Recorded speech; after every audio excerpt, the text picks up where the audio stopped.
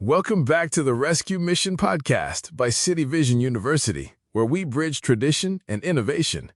To help build that bridge, Season 1 of our podcast is focused on the history and values of rescue missions, while Season 2 is focused primarily on innovations and best practices relevant to rescue missions. You can find the show notes for this episode and subscribe to our newsletter at rescuemissions.cityvision.edu. Welcome to the Deep Dive. Today, we're plunging into a crisis that touches millions of lives across the United States. Housing affordability. Just to set the scene a bit, think about the wild difference in housing costs across the country. I mean, the average home price in San Francisco, it's sitting around, $1.5 million? Yeah, it's staggering. But then you drive to Cleveland, Ohio, and you'll find that number is closer to $115,000. I mean, that's not just a difference. It feels like a different universe entirely. It really does highlight the disparity. Or, look at the speed of building over time. Back in the post-World War II boom, places like Lakewood, California, they built thousands of homes in just a few years. A new one rolling off the line essentially every 7.5 minutes. Incredible pace. Hard to imagine now. Exactly. Compare that historical pace to California's current much, much slower building rates, and you just see that something fundamental has, shifted. So we're tackling this head-on today, thanks to a stack of incredible sources shared by a listener. They wanted to go beyond the headlines, really understand the layers of this problem. We've got economic research papers diving into why costs have soared, the fascinating and sometimes, frankly, troubling history of zoning laws, detailed reports on the causes of homelessness in different cities. Which is crucial, because it does look different depending on where you are. Right, and also material on a really interesting emerging movement called Yes in God's Backyard. YIGBY, that's pronounced YIGBY. It's a genuinely comprehensive collection of material. What strikes me about these sources, looking through them, is how they emphasize that this isn't, a simple issue with a single cause. Not at all. It's really a confluence of economic forces, deliberate policy decisions made over decades, and significant social impacts. To truly understand the so what here, why this crisis is so pervasive and frankly so challenging, we need to carefully untangle these interconnected threads. Absolutely. So our mission today is to take this stack of material and really unpack it for you, the listener. We want to explore, how did we even get into this housing mess in the first place?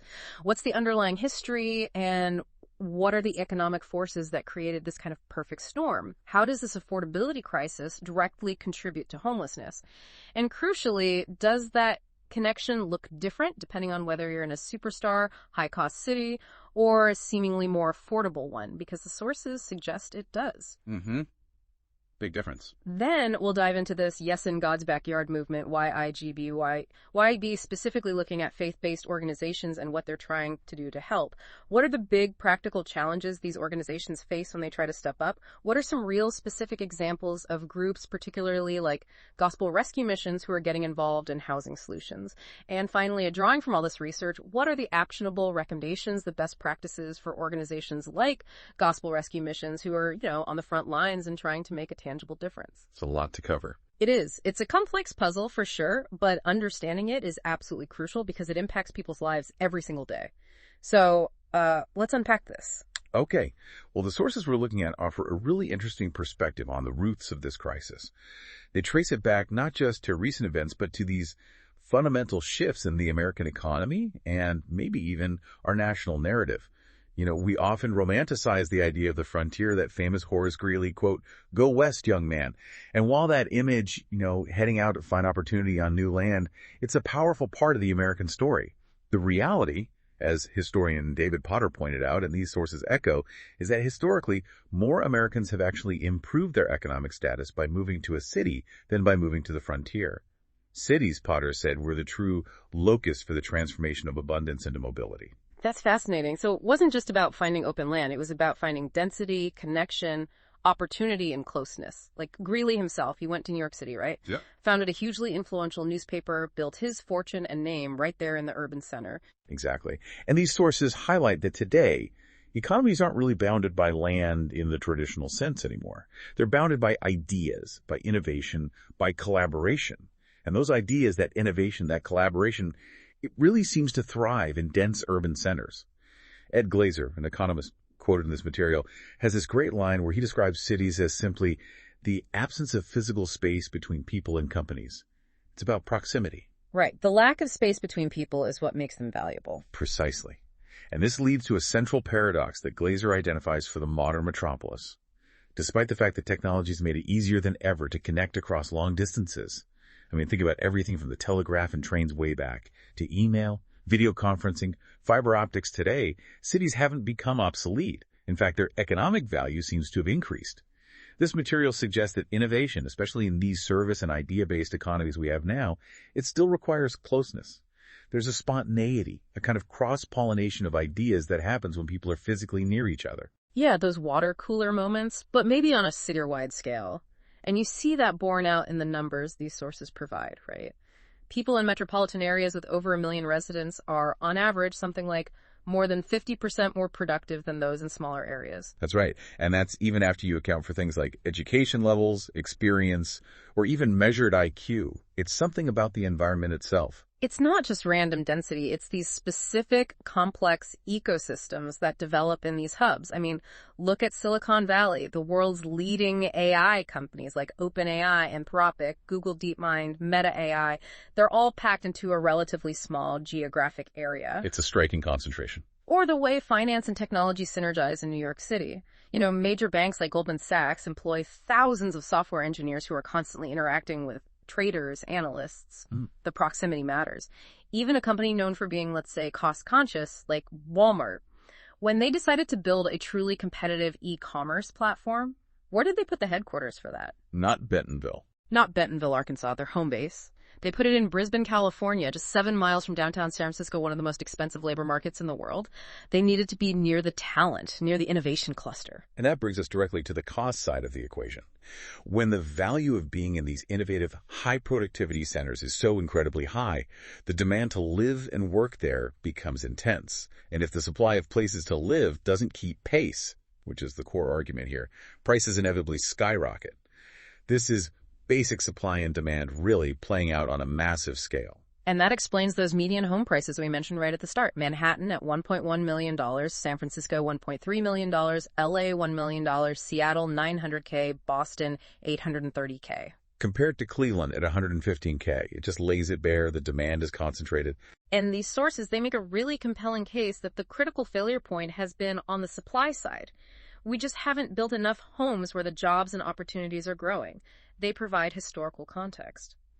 The 1940s saw what the Census Bureau called the greatest numerical growth on record for housing, something like 8.5 million units added nationwide in that decade alone. A huge boom. But starting in the late 1970s, construction began falling behind population growth.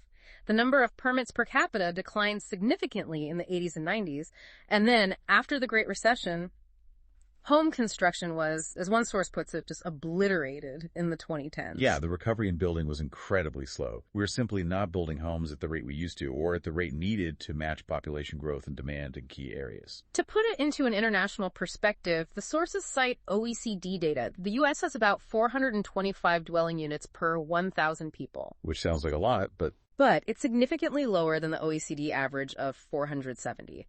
And it's far behind countries like France and Italy, which have closer to 600 units per 1,000 people, or Japan and Germany around 500. So the simple truth the source is present is, the houses that were needed, especially in these high-demand areas, were often never built at all. The supply just didn't materialize. And this isn't just some abstract statistical shortage, right? It has profound economic consequences that go way beyond the sticker price of a home. The sources state that nearly 30% of American adults are now what's called house poor, meaning they spend 30% or more of their income just on housing costs. And in those superstar cities we talked about, that number is much, much higher. It's a massive burden. This isn't just personal financial strain. The sources describe it as a drag on the economy and an anchor on people's lives. It forces millions of people into these soul-crushing, multi-hour commutes just to get to a job they can afford to live near. Or worse, forces them to take worse jobs they're overqualified for, perhaps, simply because they can't afford to live where the better opportunities actually are. It limits mobility. Ed Glazer's analysis of New York City wages, which you mentioned, it's a stark illustration of this. Before the 1980s, even accounting for the higher cost of living, you were effectively paid more in NYC in real terms. Moving there increased your purchasing power. Right, there was a clear economic benefit. But by 2000, that had completely flipped. Housing costs had risen so dramatically that, for many people, moving to NYC meant an effective pay cut after you factored in housing. Yeah. Former Mayor Michael Bloomberg recognized this even back in 2003. He famously called New York City a high-end product, maybe even a luxury product. Which, as the sources point out, represents a kind of perverse inversion of the city's traditional purpose. Cities were supposed to be these escalators into the middle class, places where people from all backgrounds could come and build a better life. Yeah, ladders of opportunity. Exactly. Now, many have become places where only the already wealthy can truly afford to live comfortably.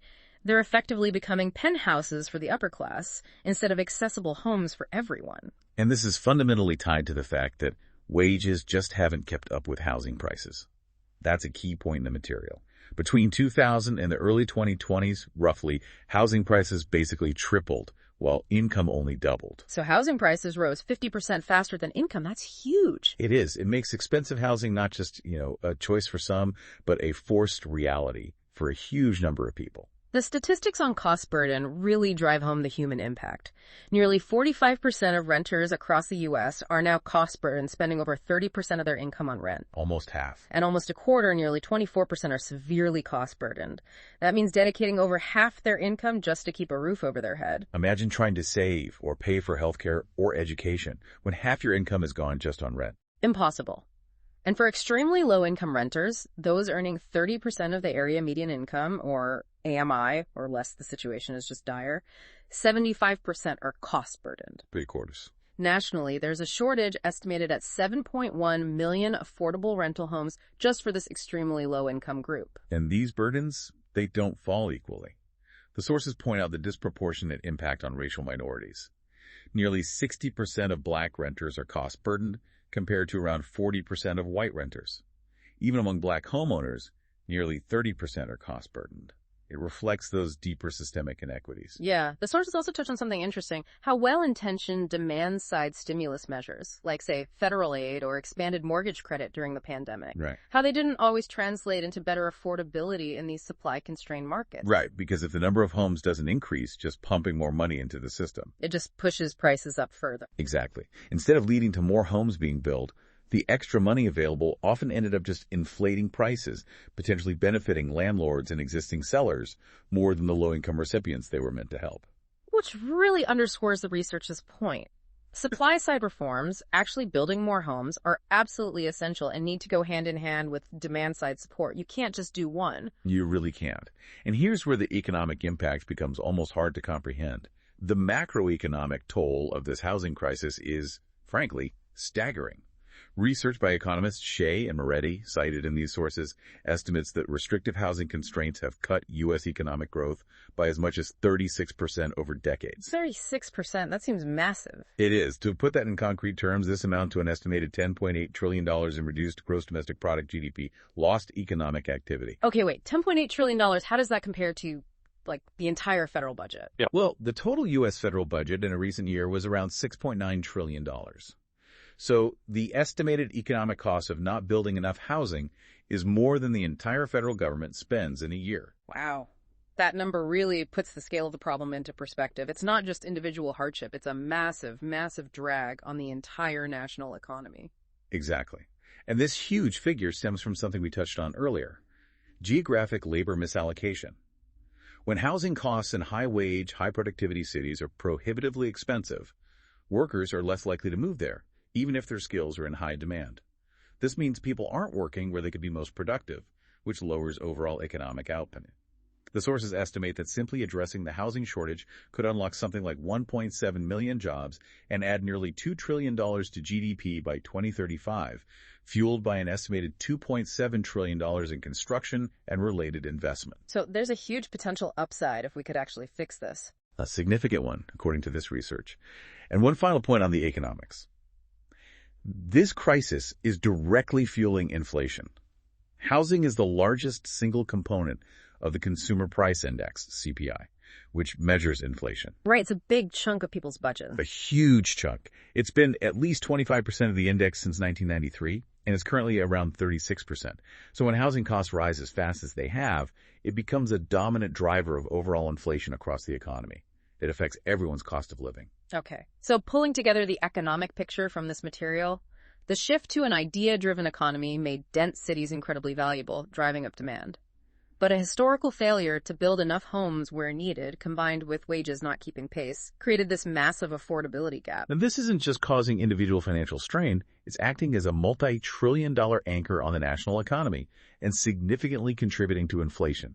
It's a systemic problem. Okay, let's transition then from the economic forces to the policy choices that shape this crisis, because the sources make a powerful and, frankly, somewhat counterintuitive argument here.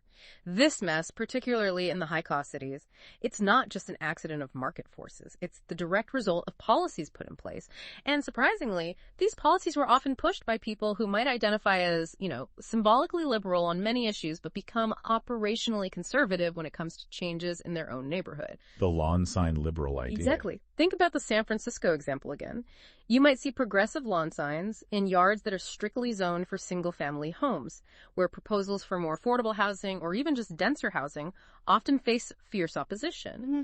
Contrast that with, say, Austin, Texas, which permitted 18 homes for every 1,000 residents in 2022, while the LA and SF metropolitan areas, they permitted only 2.5 per 1,000. That huge difference isn't just economics, it's policy choices. It absolutely is.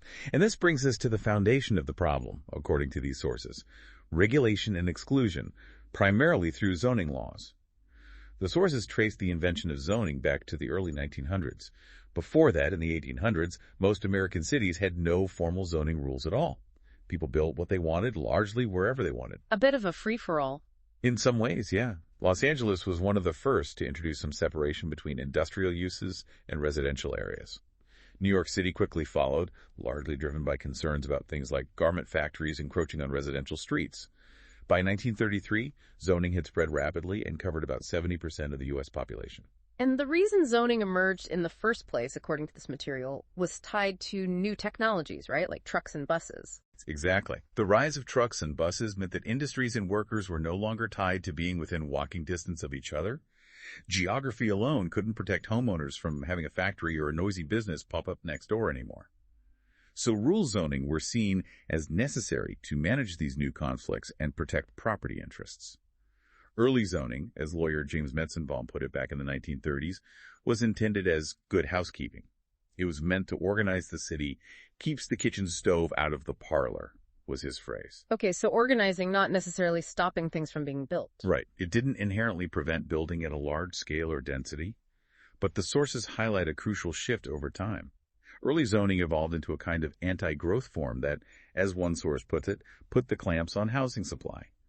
You see this vividly in the contrast between that post-WWII building boom and later development patterns.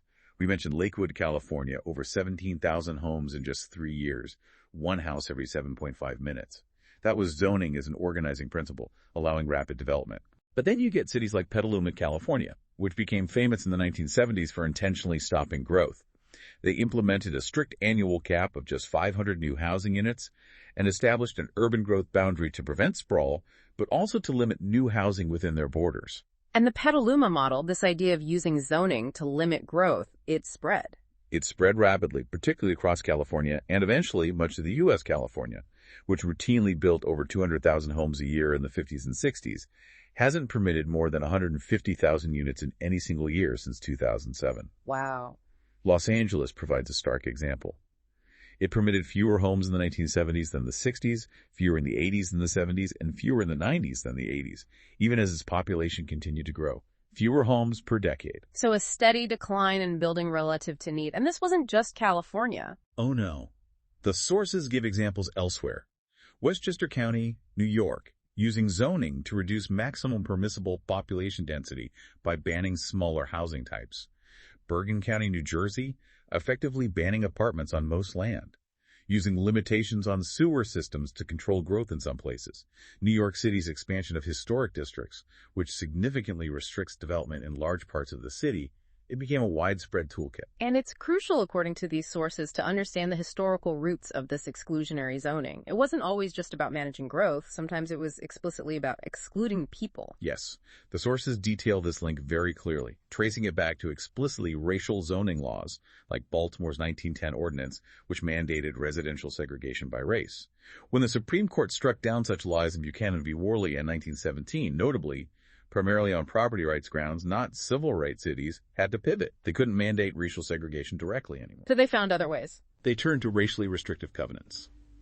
These were clauses embedded in property deeds, often promoted by the National Association of Real Estate Boards, NAREB. Their code of ethics at one point actually warned against selling property to minorities because it would be detrimental to property values. So private agreements to discriminate. Essentially, yes. Property owners agreed among themselves not to sell or rent to certain groups, primarily black families, but also other minorities. While Corrigan v. Buckley initially upheld these private covenants in 1926, the landmark Shelley v. Kramer Supreme Court case in 1948 made judicial enforcement of these covenants unconstitutional. You couldn't use the courts anymore to block someone from selling to a minority buyer based on a covenant. But the covenants themselves didn't just disappear. No, they still existed in deeds, and the discriminatory intent certainly remained. In compounding all this, the sources highlight the complicity of the federal government itself. The Federal Housing Administration, FHA, established in 1934 during the New Deal, institutionalized segregation through its lending practices, specifically through redlining. Redlining, we hear that term a lot. How did it work exactly? The FHA created these residential security maps that graded neighborhoods based on perceived risk for mortgage lending. They consistently rated minority neighborhoods, particularly black neighborhoods, as hazardous, coloring them red on the maps, and therefore ineligible for federally backed mortgages. The FHA's own 1938 underwriting manual was explicit. It warned against the infiltration of inharmonious racial groups. This actively channeled investment and opportunity away from urban black communities and towards newly built, predominantly white suburbs, creating huge wealth disparities that we still see today. Absolutely. And it laid the groundwork for future disinvestment and so-called urban renewal projects that often displace those very same black communities whose neighborhoods had been starved of investment, partly due to these federal policies. Then came the Fair Housing Act of 1968. That was supposed to fix things, right? It was a major step forward, definitely. It outlawed discrimination in housing based on race, religion, national origin, and was later expanded to include sex, disability, and familial status.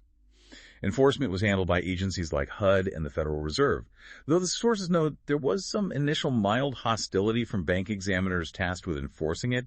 It wasn't always enthusiastically implemented. And it had limits, loopholes. Yes, significant ones. It exempted single-family homes sold by the owner without a broker, small owner-occupied buildings like duplexes or triplexes where the owner lived in one unit, and housing operated by religious organizations or private clubs. And crucially, it included a provision that allowed reasonable local restrictions regarding the maximum number of occupants. This opened the door for seemingly neutral local rules that could still have discriminatory effects. So while the Fair Housing Act outlawed de jure segregation written explicitly into law, it wasn't fully equipped to address systemic de facto exclusion, the kind that happens through these seemingly neutral rules. Exactly. This is where the legal standard of disparate impact became vital later on. It allows challenging practices that are neutral on their face, like a zoning rule, but have a disproportionately harmful effect on protected groups, like racial minorities. This standard is key to challenging modern zoning laws that aren't explicitly racial, but still create discriminatory outcomes. Which brings us to those new tools of exclusion. The sources talk about modern zoning practices that are framed neutrally, maybe about density or building type, but effectively exclude based on income. Right. And because of the historical legacy of racial discrimination and the resulting wealth gap, excluding based on income disproportionately impacts minorities. So what are these tools specifically? The sources detail several key mechanisms. The most pervasive is single-family exclusive zoning. This makes it illegal to build anything other than a detached single-family house on a lot. It covers a vast amount of residential land in U.S. cities, up to 75% in some places. So no duplexes, no triplexes, no townhouses, no small apartment buildings allowed in huge swaths of cities. Correct. It essentially bans multifamily housing. Other mechanisms include minimum lot sizes, which dictate how large a piece of land must be for a single home. This obviously increases the cost of the land per housing unit. Minimum square footage requirements mandate that homes must be built above a certain size, automatically making them more expensive. Outright prohibitions on multifamily dwellings are common. Height restrictions and setback requirements, how far a building must be from property lines, limit how much can be built on a lot, capping density. And parking requirements. I hear about those a lot. Oh, yeah. Excessive parking requirements are a big one. often mandating 2 or more off-street parking spaces per housing unit, even if it's right next to a train station. Building that parking, especially structured parking, is incredibly costly. Estimates cited are around $50,000 per parking space, and it consumes valuable land that could otherwise be used for housing. So you add up all these requirements. And building anything remotely affordable becomes incredibly difficult, if not impossible, in many areas. And the historical intent behind many of these modern zoning tools, particularly after the Buchanan case, struck down explicit racial zoning. The sources argue it was often still about exclusion. The evidence presented suggests that, yes, controlling what kind of people could afford to live in a neighborhood was a significant motivation. The sources provide some pretty chilling examples. St. Louis deliberately rezoning black residential areas as industrial, Seattle doing the same with black and Chinese areas, Atlanta explicitly attempting racial zoning even after Buchanan, and then using zoning classifications like R1, single-family large lot, to achieve similar exclusionary goals. The research suggests that racial and economic exclusion wasn't just an accidental side effect. It was often a significant driver of these policies. This ties into what's sometimes called fiscal zoning, too. Fiscal zoning, what's that? Using land use rules to attract wealthier residents who contribute more in property taxes than they typically cost in local services, thereby protecting the local tax base.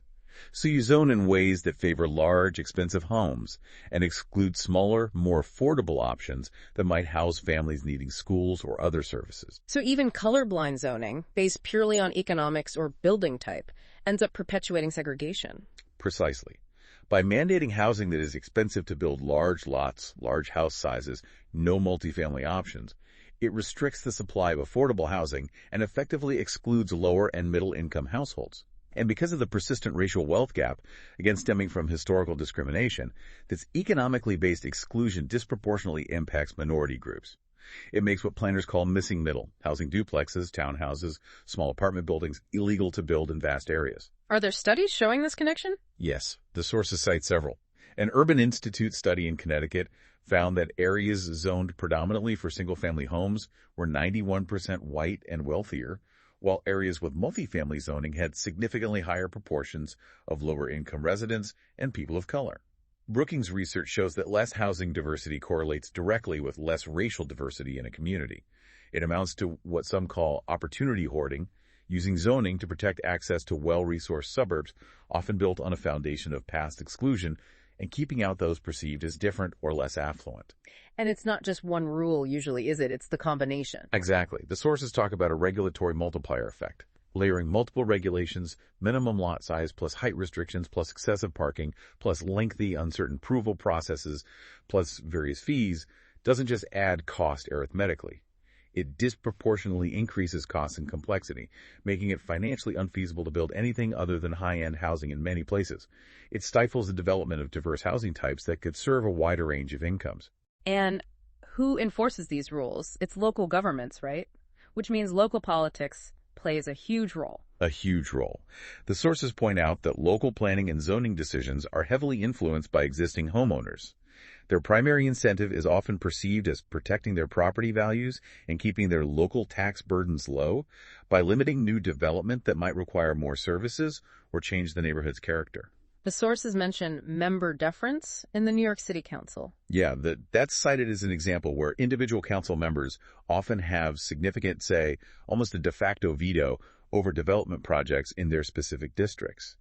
This kind of hyper-local control can easily override broader regional housing needs and end up perpetuating segregation patterns. It sounds like what economists call a tragedy of the commons. That's exactly how it's framed in some of the material. Localized zoning decisions, where individual homeowners act in their perceived self-interest, protecting their immediate property values, ultimately harm the shared regional resource, which is an adequate supply of affordable housing, and it imposes costs on the larger collective. The regional economy, potential new residents who are priced out, and societies as a whole through increased inequality and homelessness. The sources even mention that some local governments sometimes try to use private covenants instead of public zoning. How does that work? It's an interesting point. Since private covenants, like deed restrictions, aren't subject to the same public hearing and citizen enforcement processes as zoning changes, Some local governments might strategically encourage their use for certain projects they want to advance, potentially bypassing some of the public scrutiny and, frankly, the obstructionism. We'll get to NIMBYism in a second that the zoning processes often face. It's a way to potentially limit opposition. Okay, so that brings us directly to NIMBYism. That's NIMBYism, right? That's right. NIMBYism, pronounced NIMBYism. It stands for Not in My Backyard. It describes localized opposition to new development, particularly denser housing or affordable housing projects within one's own neighborhood or community. And the stated reasons are usually things like property values, traffic. Yeah, the common stated concerns are protecting property values, potential increases in traffic, straining local services like schools or water sewer systems, or changing the existing neighborhood character. However, the sources point out that these stated concerns can often mask underlying biases or stigma about the potential future residents, sometimes framed subtly as concerns about undesirable people moving in. Even though studies often show affordable housing doesn't actually hurt property values. Right. Numerous studies cited in the sources actually show neutral or even positive impacts of well-designed affordable housing developments on nearby property values. But the fear persists and is a powerful motivator for opposition. And these MB groups, they tend to be pretty effective locally. They can be extremely influential. Often composed of existing homeowners, they tend to be well organized and very vocal in local politics. The sources detail their tactics, mobilizing large numbers of people to attend and speak out, often angrily at planning hearings, lobbying local elected officials directly, and frequently using legal challenges to block or delay projects. Legal challenges based on what? Often, they exploit environmental review laws, like the California Environmental Quality Act, CEQA. CEQA requires detailed analysis of potential environmental impacts, which is important, but opponents can use it to file lawsuits based on what the sources characterize as sometimes frivolous objections, like shadows, aesthetics, minor traffic impacts that can nonetheless tie up projects in court for years and add huge costs. Another tactic is using local discretionary review processes, where officials have broad latitude to approve or deny projects to raise minor concerns that force projects back to the drawing board or impose costly conditions. And you mentioned California's Proposition 13 earlier. How does that tie in? Prop 13, passed in the 70s, limits property tax increases for long-term owners. This can incentivize them to oppose new development because new housing might require more local services, like schools for new families, but the existing homeowners won't see their own property tax bills go up significantly to pay for them. So they perceive new development as a net cost rather than a benefit. So the impact of this organized opposition in NIMBYism is pretty clear. It directly exacerbates the housing supply shortage. Absolutely. By blocking or significantly delaying necessary development, especially denser or more affordable types of housing, it acts as the political force defending existing restrictive zoning laws and resisting reform efforts. They often frame these restrictive laws as essential for protecting the very neighborhood character that, as we discussed, was often shaped by past exclusionary practices in the first place. And even if they don't ultimately stop a project, the opposition itself adds costs. Tremendous costs. Even unsuccessful opposition adds significant delays, forces developers to spend heavily on legal fees and consultants, and increases the overall uncertainty of getting a project approved. This makes development less financially attractive, especially for affordable housing projects where the profit margins, if any, are already very thin. It discourages investment. The sources describe this as a kind of self-perpetuating cycle, right? Yeah, exactly. Successful NIMBY opposition restricts housing supply. That restricted supply drives up the value of existing homes, which benefits the homeowners who oppose the new housing. This, in turn, reinforces their fears about any future development, potentially lowering their now higher property values, thus fueling future opposition.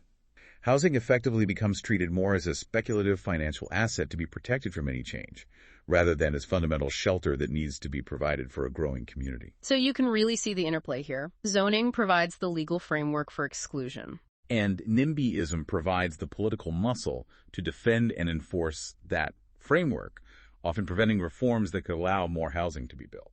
Now, the sources mentioned there are some critiques, sometimes labeled as coming from alt-left NIMBYs, who argue that just reforming zoning won't solve affordability issues on its own. Yes, that debate is acknowledged. These critiques sometimes argue that upzoning, allowing more density, primarily benefits developers or leads to gentrification without helping the lowest income residents. However, the sources we review generally push back on this perspective, or at least contextualize it. They point out methodological limitations in some studies that claim minimal impact from upzoning. And they highlight that even those studies often find statistically significant positive impacts of increased supply on overall construction levels. And crucially, some find much larger positive effects on housing availability and reduced costs specifically for extremely and very low-income households when supply increases broadly. So the consensus from the research presented here is that increasing housing supply is a necessary component for improving affordability, even if it's not the sole solution and needs to be paired with other policies like tenant protections and direct subsidies. Okay, that makes sense. So we've laid out the economic shifts, the policy barriers like zoning, the political barriers like NIMBYism that all contribute to the affordability crisis. Now, let's connect this directly to one of the most visible and devastating consequences: homelessness. Yes, the sources are quite clear and direct on this point. Housing unaffordability is the universal primary driver of homelessness across the board. They use that analogy, right? The musical chairs. Exactly. Think of it like a game of musical chairs. If there are enough chairs, meaning affordable homes for everyone, nobody is left standing when music stops.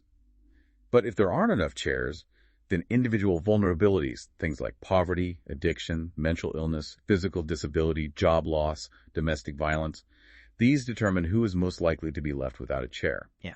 But the fundamental problem isn't the individual vulnerabilities themselves, it's the shortage of chairs. The lack of affordable housing is the core issue driving the overall rate. And the research backs this up Strongly. It shows a clear correlation between homelessness rates at the city or county level and rising median rents and low rental vacancy rates. Where housing is most expensive and hardest to find, homelessness is generally highest. However, the sources draw a really important distinction in how this plays out and what the most prominent contributing factors are in different types of cities. It's not monolithic. Right. Let's look at homelessness in the high-cost urban centers first. Places like San Francisco, San Jose, New York City, LA, Boston. Where median home prices are over $1 million, rents are thousands a month, and vacancy rates are incredibly low, like NYC's recent 1.4%. Exactly. These cities are characterized by those exceptionally high home prices and rents, the low vacancy rates, and very high price-to-income ratios. We mentioned LA at 12.2, San Jose 11.0, SF 10.0, NYC 10.0, meaning the median home costs 10 to 12 times the median household income. So in these places, what are the primary drivers of homelessness according to the research? It's fundamentally structural housing unaffordability. These cities are, in a sense, victims of their own economic success, as the sources put it. Their thriving innovation economies create immense demand to live there. But the severe failure to build enough housing, often due to the zoning and NIMBYism we discussed, means this economic benefit gets capitalized into incredibly high land rents and housing prices. This effectively prices out not just low-income residents, but increasingly middle-income residents as well. The problem is severe supply constraint leading to an enormous location premium just to live there. The sheer cost of shelter is a primary barrier. So the issue isn't just that a few people are struggling with personal problems, it's that the basic cost of housing is structurally too high for a significant portion of the population, even many working people. Precisely. Now, that's not to say other factors aren't present among the homeless population in these cities. Contributing factors often include high rates of mental health conditions and substance use disorders. These are very real and complex challenges. And they're made worse by being homeless. Absolutely. They're certainly exacerbated by a lack of accessible healthcare services and the sheer trauma of living on the streets. It's often a complex bidirectional relationship. Existing health issues can contribute to someone losing their housing, and the experience of being homeless absolutely worsens existing physical and mental health issues. The sources mention high emergency service costs in places like San Francisco as one indicator of this cycle and a broader system failure to provide stable housing and care. And demographically, who is most affected in these high-cost cities? The sources highlight that racial minorities are disproportionately impacted here as well, perhaps even more acutely. In NYC shelters, for example, 56% of residents are black and 32% Hispanic or Latins, compared to just 7% white, far exceeding their proportions in the city's overall population. In LA County, 31% of the homeless population is black compared to only 8% of the county's total population. Nationally, we mentioned, Black Americans are about 13% of the population, but constitute around 40% of the homeless population. And why is that disparity so stark, especially in high-cost areas? It's amplified by the combined effect of extremely high housing costs hitting populations who already face the enduring legacy of historical racism, which has created significant, persistent gaps in income, wealth, and access to opportunity. It makes them more vulnerable to being priced out. These high-cost California cities also stand out for something else, right? Unsheltered homelessness. Yes, a very high rate of unsheltered homelessness, people living outdoors, in vehicles, or in places not meant for human habitation. It's estimated at 71.7% of the homeless population in California, compared to just 4.4% in NYC, where the shelter system, while strained, is much larger and has a legal right to shelter. San Jose is a stark example mentioned. Despite its immense tech wealth, it has one of the highest homelessness rates per capita in the U.S., at 637 per 100,000 residents. Right alongside having some of the highest home values, it really underscores the housing cost connection. Okay, so that's the picture in high-cost cities. Now let's shift to cities with relatively higher housing affordability compared to the superstars, places like Detroit, Pittsburgh, Cleveland. Right. We're talking about places where average home prices might be closer to $100,000, $200,000.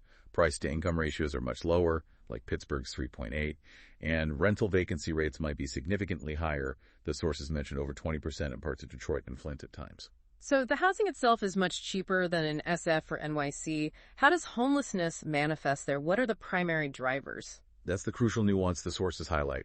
While housing is relatively affordable compared to the superstar coastal cities, it's often still relatively unaffordable for the very lowest income residents in those areas.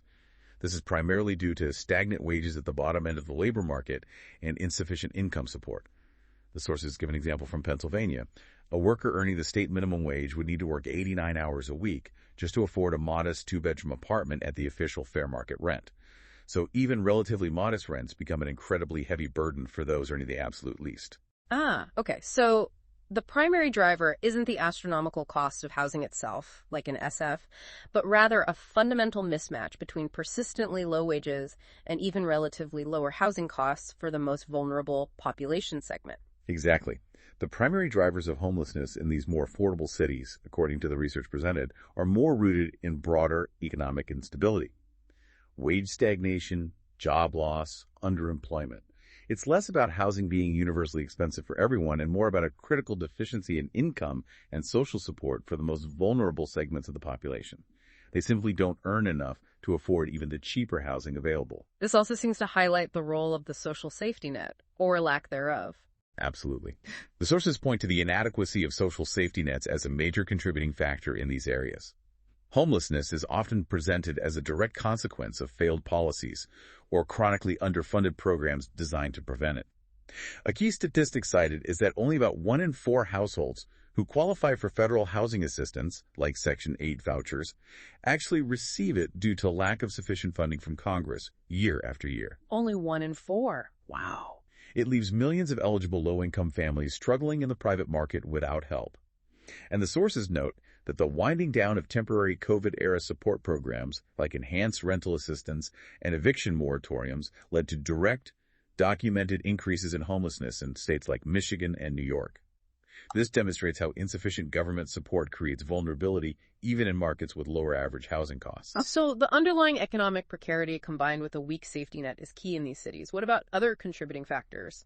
Similar to high-cost cities, a lack of accessible mental health and substance use disorder services is often cited as a contributing factor among those experiencing homelessness, making it harder for them to exit homelessness once it occurs. And demographically, does it look different in these cities? The sources note a high proportion of families and children experiencing homelessness in these more affordable cities, often ending up in shelters. Detroit saw an increase in women and families experiencing homelessness in 2022. Nationally, the number of children experiencing homelessness surged nearly 150,000 on a single night in 2024, which was a staggering 33% increase from just the previous year. Families represent a significant segment of the sheltered homeless population in many parts of the country, particularly outside the highest-cost coastal areas. Okay, so let's try to summarize the distinction the sources make about how the housing cost problem drives homelessness. Sure. In the high-cost cities, it's fundamentally an absolute housing cost issue, driven by a severe supply-side failure that impacts even the middle class. The sheer price of housing is the main barrier. In the more affordable cities, it's more of a relative unaffordability problem. It's a wage cost mismatch, highlighting demand-side issues specifically, incomes being too low for the lowest earners, and severe deficiencies in the social safety net. Both pathways lead to the tragedy of homelessness, but they suggest different policy emphases are needed. Exactly. The sources imply that aggressive supply-side reform building much more housing of all types is paramount in the high-cost metros, whereas strengthened income support, higher minimum wages, and robust social safety nets might be the more critical levers in the more affordable areas, alongside targeted efforts to preserve existing affordable housing and address specific health needs. It's not either-or, but the emphasis might differ. That distinction is really important for thinking about solutions. You mentioned universal vulnerabilities earlier, too. They exist in both types of cities. Yes. While the primary drivers of the overall rate of homelessness might differ, the sources emphasize that certain vulnerabilities are prevalent among people experiencing homelessness everywhere. Mental health conditions and substance use disorders, as we discussed, are common within the homeless population nationally and certainly complicate efforts towards rehousing and long-term stability. But the research says they aren't the main cause of the overall rate. Correct. The research presented is consistent in showing that while these are significant challenges among the homeless population, they play a relatively minor role in driving the overall rate of homelessness in a city or region compared to the overwhelming impact of housing costs and economic factors. These health issues are often consequences of, or factors exacerbated by, poverty, trauma, and housing instability, rather than the initial cause of homelessness for the majority of people who experience it. Of course, for some individuals, they are the primary cause, but they don't explain the large differences in homelessness rates between cities. Other universal factors mentioned are things like chronic physical illness, malnutrition, environmental exposure from living outside, and the profound trauma associated with homelessness itself. Yes, these are tragically universal factors among those living without stable housing, regardless of the city's overall cost structure. And are there universal policy failures, too? Absolutely. Inadequate social safety nets are a problem nationwide, even if they manifest as a primary driver more clearly in lower-cost markets. The fact that only 1 in 4 eligible people get housing aid is a national failure. And systemic racial inequities, rooted in that history of discrimination we discussed, redlining, covenants, ongoing disparities in income, wealth, education, criminal justice involvement, these ensure that Black and Hispanic Latinx communities are disproportionately affected by housing instability and homelessness in both high-cost and affordable cities across the country. These are not just local issues. They are deeply embedded national challenges requiring systemic solutions. Okay, so we've charted the history of the crisis, the economic forces, the regulatory barriers, the political opposition, and how it fuels homelessness differently in different places while acknowledging common threads. Now, let's turn to what the sources present as a potential solution, or at least part of a solution, emerging from a perhaps unexpected place. The Yes in God's Backyard movement, or YIGBY, pronounced YB. Yes, YDB. It's presented as a direct offshoot of the broader YIMBY movement, that's YIMBY, for Yes in My Backyard, which advocates generally for building more housing. YBB specifically focuses on leveraging the often underutilized land owned by faith-based organizations, FBOs, as well as other nonprofits like hospitals or educational institutions to develop affordable housing and help address the crisis. And what are the motivations driving FBOs to get involved in this? It seems like a big leap from traditional ministry. Well, the sources point to several powerful driving forces. At their core, many of these organizations have a strong moral imperative rooted in their faith traditions to serve the vulnerable, including those experiencing homelessness or housing insecurity. Providing shelter and stable housing aligns directly with that mission. There's also the undeniable, urgent need for more affordable housing in their communities. And practically speaking, FBOs often own significant amounts of land, frequently in well-located areas within communities near transit, near services. Land that might not be fully utilized. Exactly. Land that might have large parking lots, older buildings, or just excess space. At the same time, the sources point out that many faith institutions are facing financial sustainability challenges themselves. Declining membership in some denominations, rising operating costs, and the burden of deferred maintenance on aging properties can create real financial pressure. Their land, while potentially valuable, can also be a significant financial burden to maintain. YIGBY frames this as an opportunity to potentially transform a liability, costly, underutilized land into an asset by developing affordable housing on it. It's potentially seen as a win-win. They can fulfill their mission to serve by providing much-needed housing while potentially creating a stable income stream through ground leases or operating revenue, or by providing housing directly for programs they run. It turns the land into something productive both socially and perhaps financially. So this concept is moving beyond just being a good idea on paper. It's actually happening in terms of policy. It is. The sources detail a growing trend of state and local legislative reforms specifically designed to make it easier to develop housing on FBO-owned land.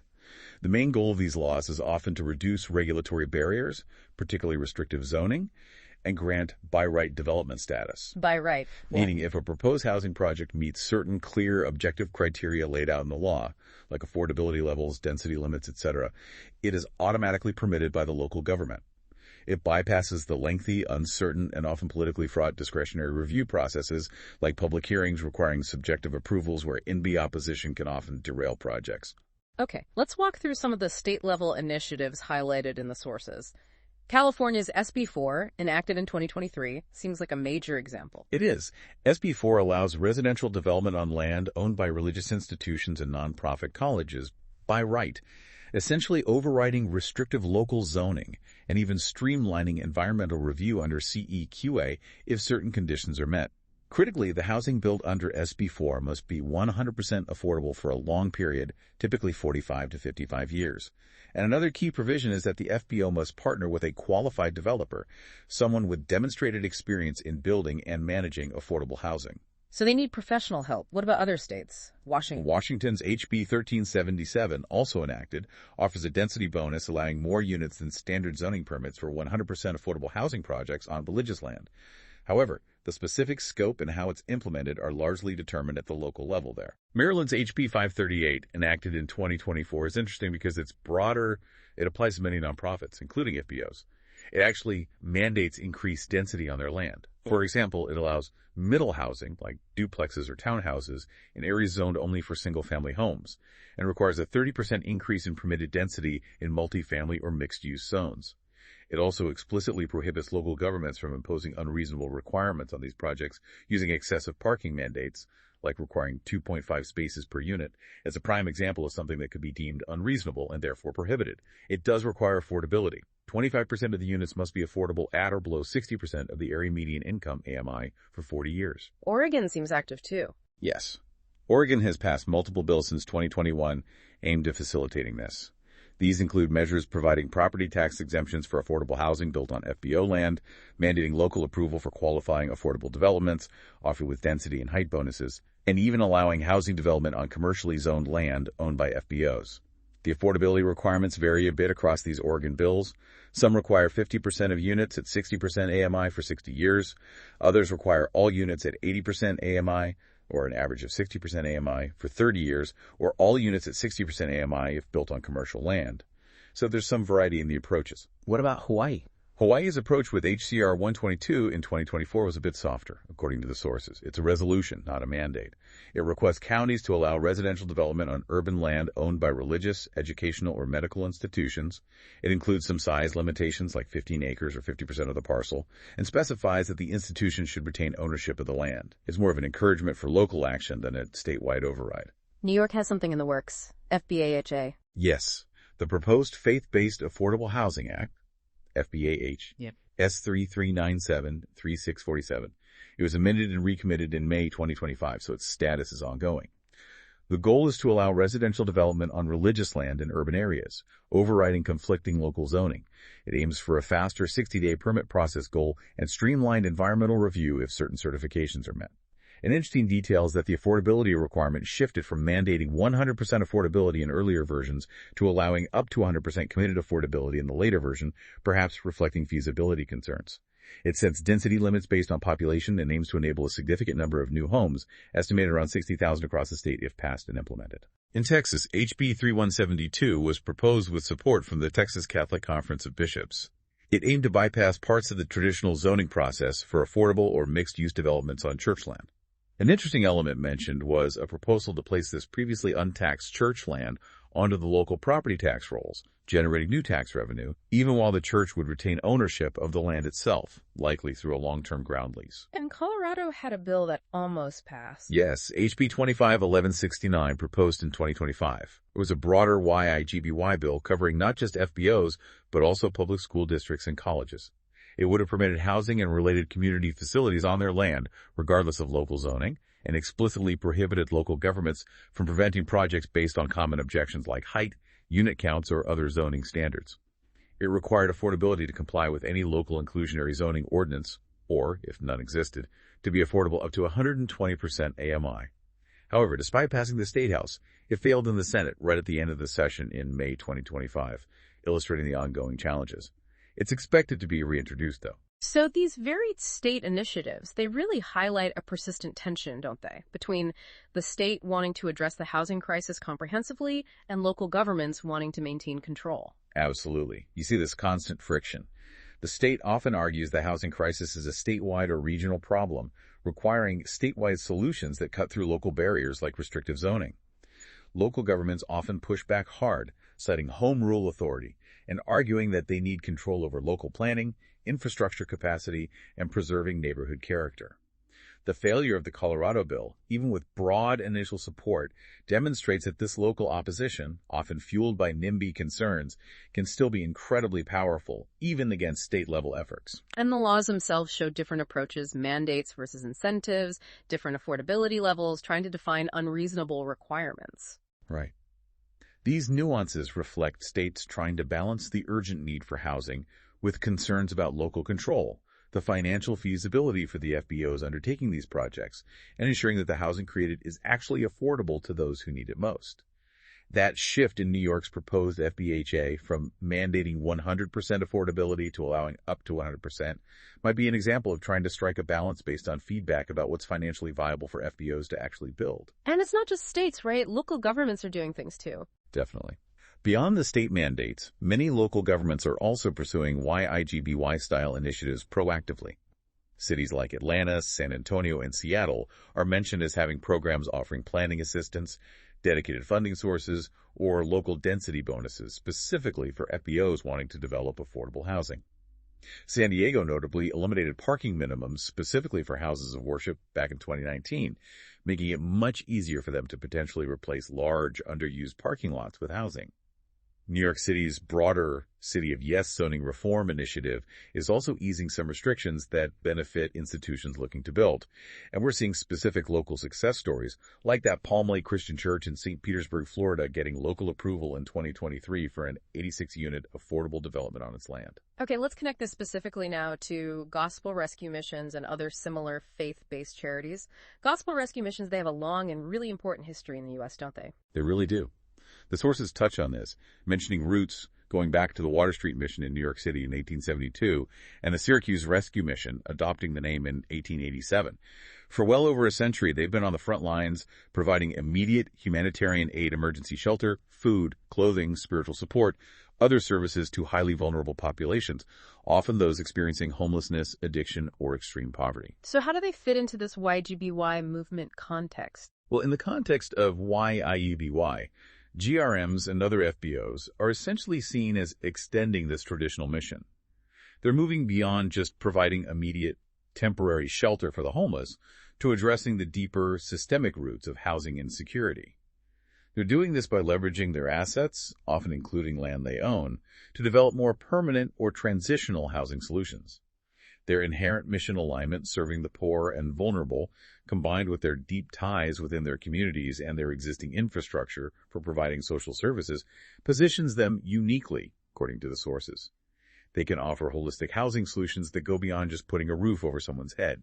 They can integrate the support services needed for stability. But as the sources point out, even with supportive legislation potentially making it easier on the zoning front, stepping into the world of real estate development presents some pretty significant challenges for these organizations, right? They're not typically developers. Absolutely not. And the sources are clear about the hurdles.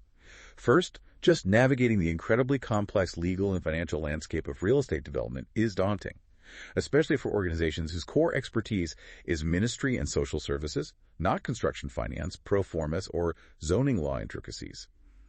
There's also often confusion and potential financial implications around the tax-exempt status of their properties. Yeah. If the land is used for affordable housing rather than explicitly religious purposes like worship services, maintaining that property tax exemption can sometimes be challenged. Judges often require a clear, ongoing religious use to maintain the exemption, which can complicate mixed-use or purely residential projects planned by FBOs. And they still face that familiar barrier we discussed earlier, NIMBYism. Oh yes, overcoming community opposition and NIMBYism remains a major hurdle, even in places with new by-right zoning laws. Just because the law says they can build doesn't mean the neighbors will welcome it with open arms. Existing neighbors still voice fears, sometimes legitimate, often exaggerated, about impacts on local control, infrastructure strain, schools, traffic, water, changes to neighborhood character, and of course potential impacts on their own property values. Even when the law is technically on the FBO side, the social and political resistance can be intense and cause significant delays or require costly project modifications. Plus, just getting started must be expensive. Exactly. There are significant initial cost barriers for development, particularly the pre-development costs, things like architectural plans, engineering studies, legal fees, environmental reviews, application fees. These can run into hundreds of thousands of dollars before you even break ground, and they're often difficult for nonprofits, especially smaller ones, to fund upfront, especially when the project's final approval isn't guaranteed. Ensuring the long-term financial feasibility of the project once it's built is also complex. Operating costs, maintenance reserves, providing ongoing services, it all has to pencil out. And things like prevailing wage requirements for construction labor, which are mandated in some states like under California's SB4, can significantly add to the construction costs, potentially making some projects financially unworkable without deep subsidies. And just having the internal know-how. That's a big one. Generally, these organizations need internal capacity building. They often lack in-house real estate development expertise. They need training, ongoing technical assistance, and support to navigate the process successfully. It's a steep learning curve. So, given all those challenges, how are FBOs and GRMs managing to overcome these hurdles and actually get housing built? The sources must talk about partnerships. Yes, collaboration is presented as absolutely key. They describe several models. The most common seems to be the FBO partnering with a qualified, affordable housing developer, either nonprofit or for-profit. This leverages the developer's crucial expertise in navigating all those legal, financial, and construction complexities we just talked about. They know how to assemble financing, manage construction, and operate housing long-term. Examples from the sources include McKinney First Baptist Church in Texas selling land to a major developer, JPI, for a large affordable project, or Neighborhood Congregational Church in Laguna Beach partnering with a large nonprofit affordable housing developer, National Core, for their SB4 project. Organizations like People for Housing and National Core themselves actively encourage and facilitate these kinds of partnerships. So bringing in the pros. And it's not just for-profit developers they partner with. No, nonprofit intermediaries play a crucial role too. Organizations like LISC, that's the Local Initiative Support Corporation, and Enterprise Community Partners are mentioned frequently. They provide essential support specifically tailored to FBOs and other community groups. This includes technical assistance, specialized training programs on housing development, help identifying and securing funding sources, like low-income housing tax credits or LIHTC, and generally acting as a bridge to fill that capacity gap for FBOs that are new to the development world. HUD, the Federal Housing Agency, is even mentioned as working with LISC to develop specific toolkits to help FBOs navigate this process. These intermediaries are really vital. What about owner's representatives? Yes, they're mentioned too. An owner's representative is like a third-party consultant, an expert who the FBO hires to act on their behalf and guide them through the entire development process, from initial concept to completion. They help manage the developer, the architects, the contractors, ensuring the FBO's interests and mission are protected throughout. It's another way to bring in expertise without building it all in-house. And working with government agencies. Definitely. Partnering with public entities like local city or county housing departments or public housing authorities is another important model. They can provide crucial assistance, access to public funding streams, potentially offer density bonuses or zoning variances where needed, and help navigate the bureaucratic hurdles of permitting and approvals. Forming coalitions is also mentioned as powerful. FBOs joining forces with other FBOs, or with broader affordable housing advocacy associations, like the example given of the New York State Council of Churches working with the New York State Affordable Housing Association, can be very effective for advocating for better policies, sharing resources and best practices, and presenting a stronger, unified voice. Okay, let's make this more concrete. Can we look at some specific examples from the sources, particularly focusing on gospel rescue missions or similar FBO initiatives that are actually doing this work? Absolutely. The sources provide several compelling case studies that illustrate these approaches. The Rescue Mission Alliance in Central New York is highlighted as a great example of a GRM leveraging its existing operations and assets for various housing solutions. In Syracuse, they operate Gifford Place, which provides single-room occupancy SRO units, small, private rooms, often with shared kitchens or bathrooms, combined with case management support. They also run Crossroads Adult Home, a larger supportive residential facility. And they've renovated existing houses and even explored tiny home concepts for different populations. So a range of housing types. Yes. In Auburn, New York, they developed Merriman Circle, which provides affordable apartment-style housing specifically for families, again integrated with comprehensive supportive services and a community center on-site. And in Binghamton, they operate dormitory-style and SRO housing for men and are renovating buildings to provide similar housing options for women. These initiatives are presented as directly integrated into their core mission and leveraging their decades of experience in service delivery. They're not just building units, they're building programs around the housing. Exactly. That integration is key. Another example is the Grants Pass Gospel Rescue Mission in Oregon. They are proposing a project called Mission View Village, which is planned as 15 units of independent senior living specifically designed for formerly homeless seniors. An interesting aspect noted here is their intention to rely solely on private donations and philanthropic funding for this project, explicitly refusing government funds. This speaks to a particular philosophical approach some GRMs may take regarding funding sources. Interesting, a different funding model entirely. What about out west, Washington State? Yes, a couple of examples from Washington. The Tacoma Rescue Mission operates Jefferson Apartments. This provides 41 SRO studio apartments targeted towards low-income individuals, including those with special needs, those in recovery from substance use, or those with physical disabilities.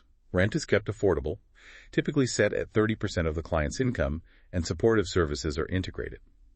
The Everett Gospel Mission, also in Washington, runs initiatives like Lydia House, which is a transitional home providing shelter and services for women, and Harrison House, an apartment complex offering housing for both men and women.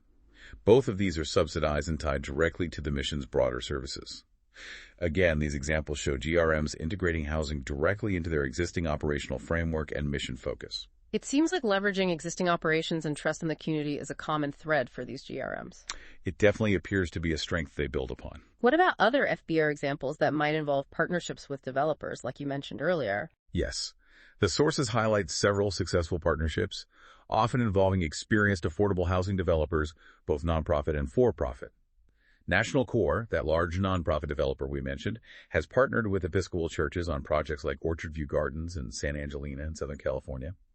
These provide dozens of affordable senior housing units, including a specific number of units set aside with intensive supportive services specifically for seniors who were previously unhoused.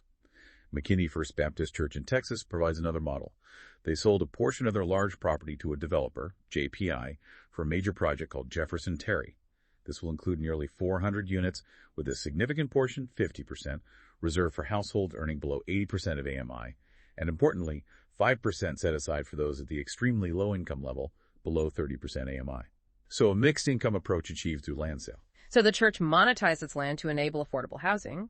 Exactly. While ensuring deep affordability was part of the deal.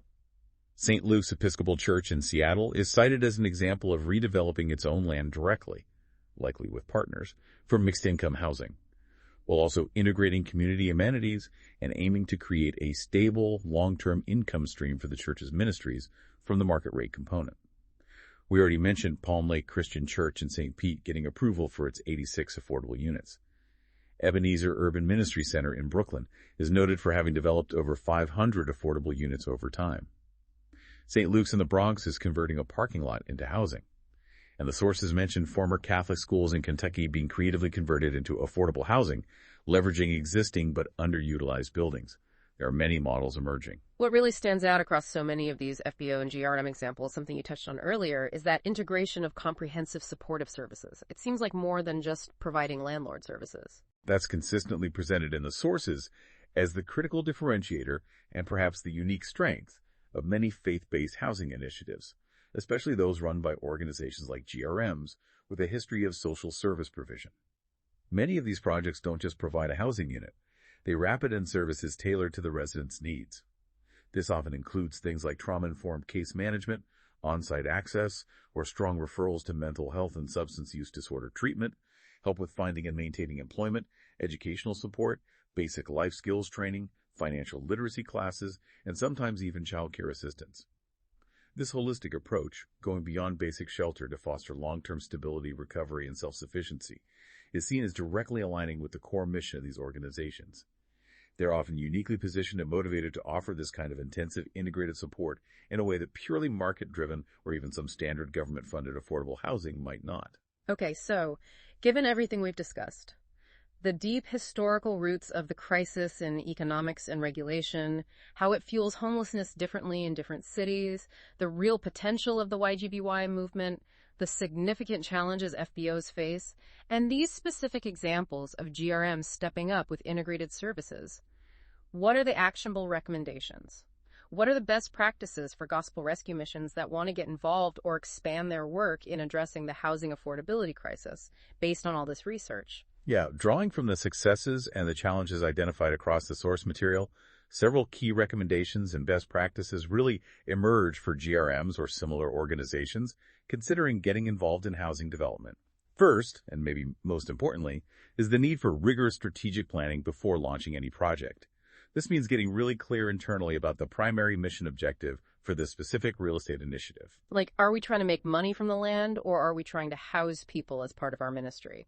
Exactly. Is the main goal to monetize an underutilized asset, like selling or ground leasing the land, to generate funds for existing services? Or is the primary goal to directly develop and operate service-enriched, affordable, or supportive housing as a core extension of the organization's mission? Those can lead to very different project structures and partnership decisions.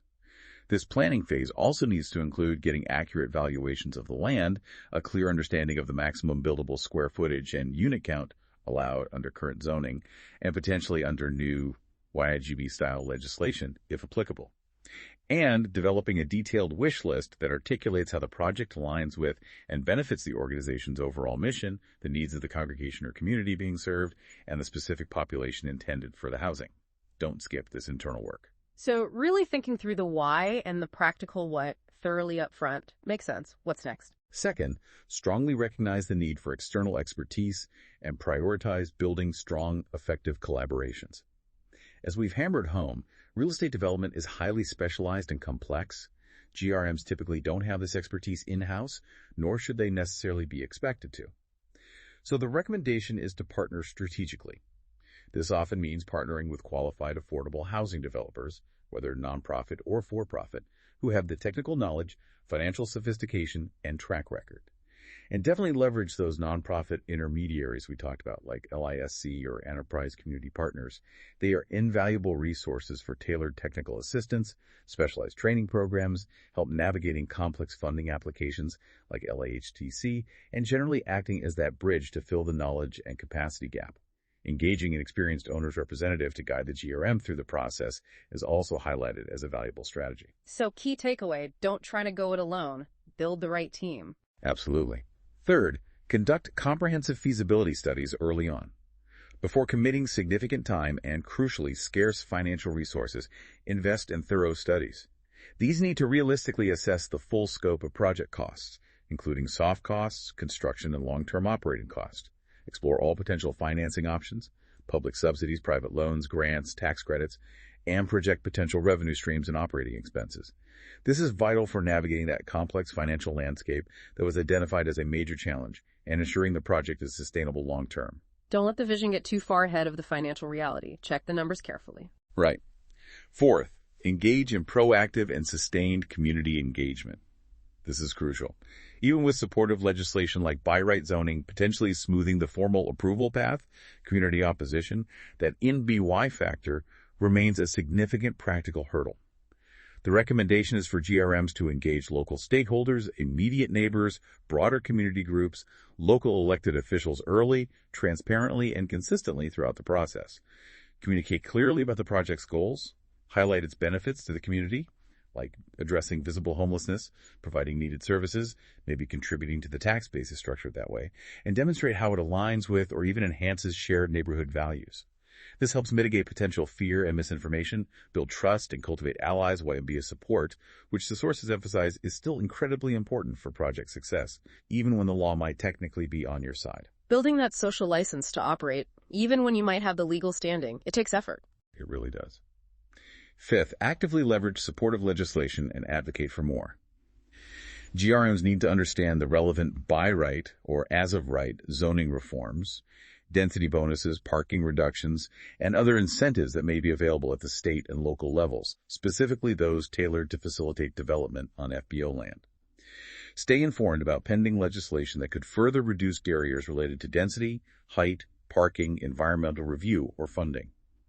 Furthermore, the sources suggest GRMs and their allies should actively advocate for stronger, more streamlined reforms and specifically push for dedicated technical assistance programs and financial incentives from government or philanthropy that are designed to help FBOs overcome those unique capacity and pre-development funding challenges. So both utilizing the current rules effectively and pushing for better ones for the future. Exactly.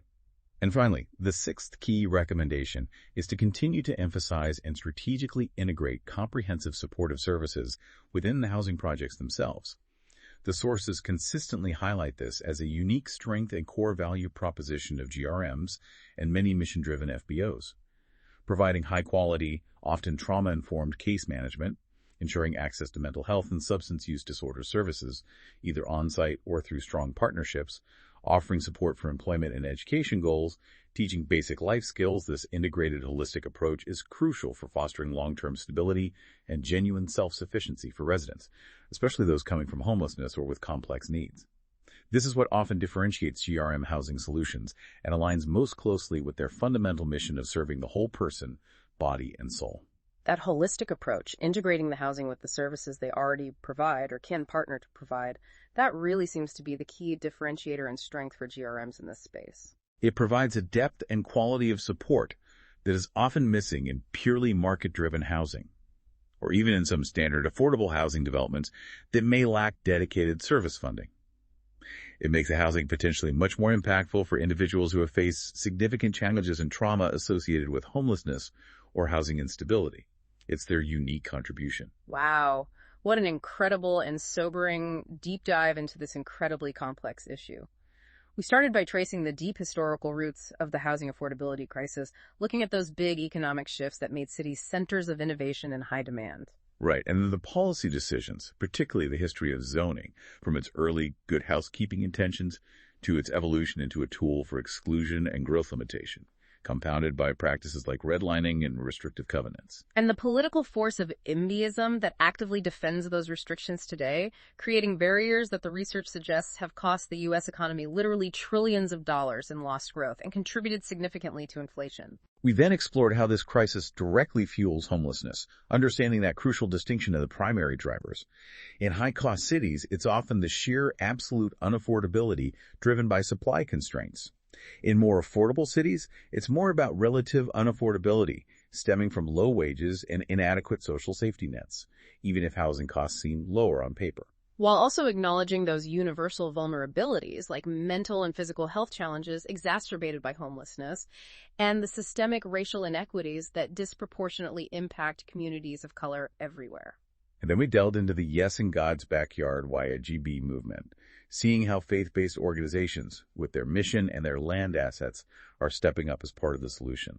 We looked at that growing wave of supportive legislation across states and cities aiming to make it easier for them, while also being realistic about the very real challenges these organizations face when they enter the complex world of real estate development, the legal hurdles, the financial complexities, the community opposition, the need for capacity building. We identified specific, concrete initiatives by gospel rescue missions and other FBOs that are putting the YIGBY concept into action, highlighting that powerful model of integrating not just housing, but holistic supportive services that address the multifaceted needs of vulnerable individuals, truly aligning their building projects with their core mission. And finally, we synthesized all of this into those actionable recommendations and best practices for GRMs looking to engage. The critical importance of deep strategic planning, building strong partnerships, doing the financial homework with feasibility studies, engaging the community proactively, leveraging supportive laws while advocating for better ones, and really leaning into that unique strength of integrated supportive services. It's abundantly clear from all this material that the housing crisis isn't a simple problem with a single easy fix. Not at all. It's a complex web woven over decades through economic forces, policy choices, and community attitudes. But the sources also offer a strong sense of possibility. They show that different choices are possible, that policy reform is happening, albeit unevenly, and that organizations with a deeply rooted mission to serve, like gospel rescue missions, are uniquely positioned and increasingly stepping up to be a vital part of the solution, leveraging both their physical assets and their deep commitment to holistic care. And this leaves us and you, the listener, with a provocative thought drawn from everything we've explored today. If the research compellingly shows that restrictive land use policies have cost the U.S. economy trillions of dollars and profoundly exacerbate inequality, and if, at the same time, organizations whose very mission is to serve the most vulnerable are sitting on often underutilized land that could provide desperately needed housing, integrated with life-changing supportive services, what does it truly take in terms of sustained policy reform, creative collaboration, overcoming ingrained resistance, and marshaling resources to genuinely bridge the gap between this immense potential and people's urgent, fundamental human need for a stable, affordable place to call home? A powerful question indeed. Lots to think about there. A powerful question to consider. Thank you for joining us for this deep dive. We hope you enjoyed this episode and that it both inspires and equips you to serve the least, the last, and the lost in Jesus' name. You can find the show notes for this episode and subscribe to our newsletter at rescuemissions.cityvision.edu. If you would like to learn more about City Vision University's courses and degree programs, visit our website at www.cityvision.edu.